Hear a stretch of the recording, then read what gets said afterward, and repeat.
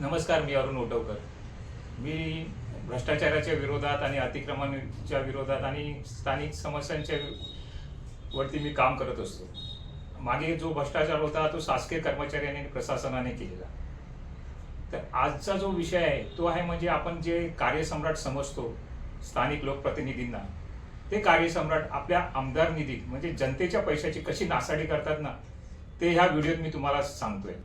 का तर तुमच्या जनतेचे डोळे उघडावेत आणि पुढच्या निवडणुकीत आपण अभ्यासू आणि सुशिक्षितपणे मतदान कराल अशी मी अपेक्षा करतो. सदर ही परिस्थिती बघा.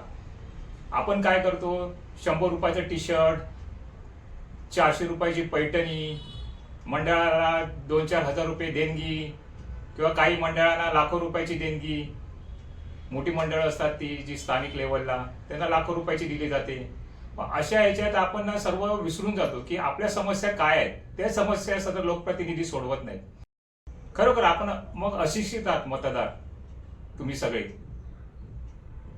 तर मी हा मुद्दा काय माहिती आहे, मी बँड्रा शासकीय वसाहतीत जे का तुम्हाला माहित असेल रहिवाशांना, की आपल्या कार्यसम्राट लोकप्रतिनिधीने, माजी आमदार याने वेलफेअर सेंटरच्या नावाखाली आपल्या शासकीय वसाहतीत विविध सार्वजनिक बांधकाम विभागाच्या जागेवरती, तसेच एवढं आहे की त्याने एक तर वेलफेअर सेंटर हे पदपथावरती बांधलंय. म्हणजे हा लोकप्रतिनिधी किती सुशिक्षित आणि असावा हा आपणच विचार करावा, की पदपथ आणि रस्ते हे जनतेसाठी चालण्यासाठी असतात.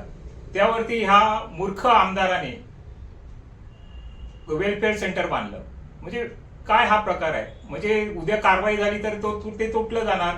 तसे हे वेलफेअर सेंटर ही आता तुटणारच आहेत. का तर मी सदर ह्या बाबतीत मी सार्वजनिक बांधकाम जेव्हा बांधकाम चालू होत होतं ते करत होता, त्यावेळेला मी सार्वजनिक बांधकाम विभागाच्या कार्यालयात जाऊन विचारलं की सदर आमदार अशी बांधकामं करतोय वेलफेअर सेंटरच्या नावाखाली, तर ती अधिकृत आहेत का, त्याला परवानगी आहे का.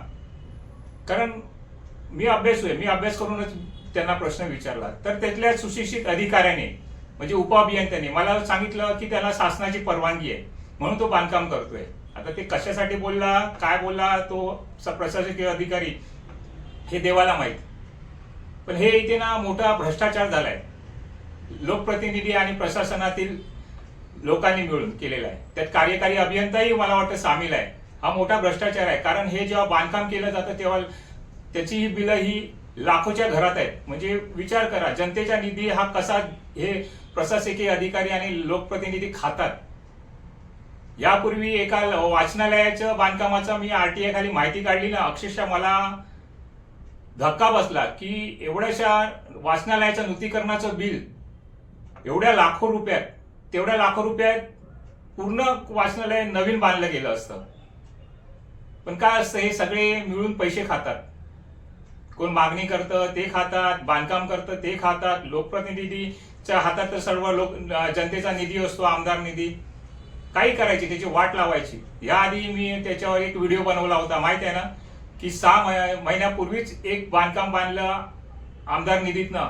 2-3 बांधकामं होती ती विविध ठिकाणी. ती सार्वजनिक बांधकाम विभागाने नंतर कारवाई करताना तोडून टाकली. म्हणजे ते लाखो रुपयाचे बिलं असतात, त्याची जनतेचा पैसा असतो तो. या लोकप्रतिनिधींना काही पडलेली नसते, कारण त्यांच्या आई वडिलांनी भरपूर कमवून ठेवलेले आहे. त्यांना ह्या जनतेच्या पैशाची काही पडलेली नसते. मिळालाय ना जनतेचा पैसा उडून टाका. त्यातूनच हा प्रकार घडला. मी सार्वजनिक बांधकाम विभागाला विचारणा केली तर त्यांनी सांगितलं असं आहे की परवानगी मिळाली आहे. पण मला संशय होता की एवढी वेलफेअर सेंटर एका वेळी अशी बांधली जात नाही, कारण जनतेची तेवढी मागणी नव्हती. महत्वाचं म्हणजे जरी बांधली आहेत आमदारांनी ही वेलफेअर सेंटर्स, ती अजूनही बंद आहेत. जर जनतेसाठी बांधली आहे तर ती मग एवढी वर्ष होत आलंय अजूनही वेलफेअर सेंटर ही टाळं लावून बंद आहे. मग कशासाठी बांधली या आमदाराने, कार्यसम्राटाने. मला नाव घ्यायला पण लाज वाटते आता. अशा आमदाराचं ना नावही घेऊ नये माणसाने. कारण ज्या माणसाला जनतेच्या पैशाची किंमत नाहीये ना, अशा माणसाला मी तर म्हणेन मतदानही करू नये. आपण त्याला सुशिक्षित आमदार बोलत होतो, पण काही नाही सुशिक्षित. त्याला आई वडिलांचं भरपूर मालमत्ता आहे.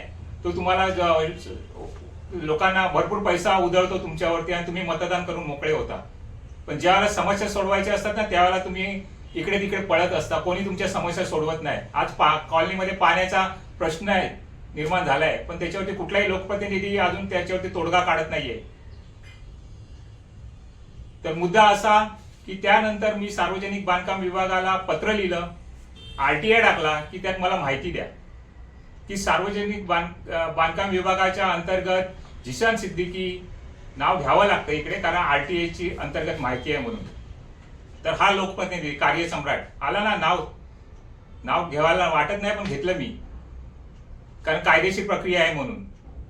तर त्याने सार्वजनिक बांधकाम विभागाच्या जागेवरती विविध ठिकाणी अशी वेलफेअर सेंटर्स बांधले. ते अजूनही बंद आहेत. जनतेची कुठलीही मागणी नव्हती. काही ठराविक ठिकाणी मागणी असेल ती पण त्याला प्रसिद्धी मिळावी म्हणून त्यांनी ती ओपनिंग केली आणि ती लोकांना दिलं. आणि काही वेलफेअर सेंटर ही भाड्याने दिली जातात. आता एक मी माहिती काढली की एका वेलफेअर सेंटरमध्ये व्यायामशाळा चालवली जात होती. जर ती जनतेसाठी वेलफेअर सेंटर आहे, मग त्या व्यायामशाळेत फी कशी घेतली गेली? स्थानिक लोकांना त्यात मोफत त्याचा उपलब्धता व्हायला पाहिजे होती, त्याचा वापर करायला मिळाला पाहिजे होता. मग त्याच्याकडून स्थानिक जनतेकडनं का पैसा घेतला जात होता? वेलफेअर सेंटर अंतर्गत आहे ना ते. तसेच काही जागा ह्या काही संस्थांना दिल्यात.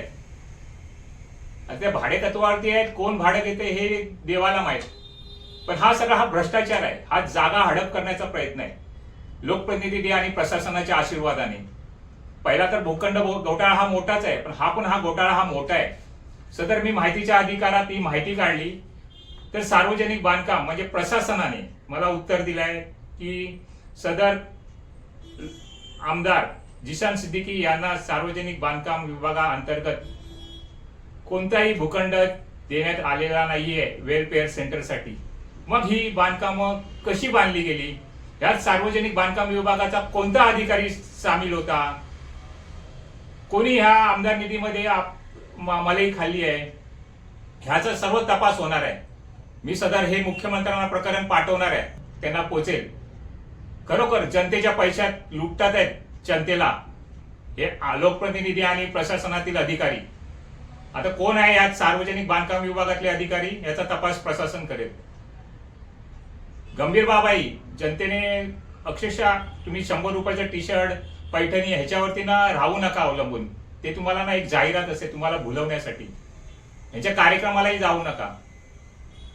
काही लोकांना राग येईल कारण लाडके आहेत, त्यांचे कार्यसम्राट आहेत. आज माझ्यावरती ते टीकाही करतील कारण त्यांचे लाडके आहेत. पण मी कुठल्या राजकीय पक्षाचा कार्यकर्ता नाही किंवा काय नाही. मी एक सामान्य नागरिक आहे. त्याने हा घोटाळा बाहेर काढलाय, भ्रष्टाचार बाहेर काढलाय आणि त्याच्या विरोधात मी आवाज उठवतोय. मी कोणाची बदनामी नाही करत आहे, कुठल्या लोकप्रतिनिधीची किंवा आमदाराची. हा अधिकृत पुरावा आहे. वेलफेअर सेंटर स्थिती अनधिकृत आहे. त्याला सार्वजनिक बांधकाम विभागाच्या आशीर्वादाने बांधली गेली होती. जर शासनाने जागा भूखंड दिलाच नव्हता तर सदर आमदाराने ही वेलफेअर सेंटर बांधली कशी? हा मोठा प्रश्न आहे. त्याला परवानगी कशी दिली? स्थानिक सार्वजनिक बांधकाम विभागाच्या अधिकाऱ्यांनी बांधकाम करताना रोखलं पाहिजे होतं, पण नाही रोखणार कारण त्या बांधकामाच्या खर्चामध्ये त्यांचाही हिस्सा होता. असणार हिस्सा होता ना, असणारच. त्याशिवाय हे एवढं कांड होणार नाही. तर बघा, डोळे उघडा आणि असे जागरूक राहा. धन्यवाद. जय हिंद, जय महाराष्ट्र.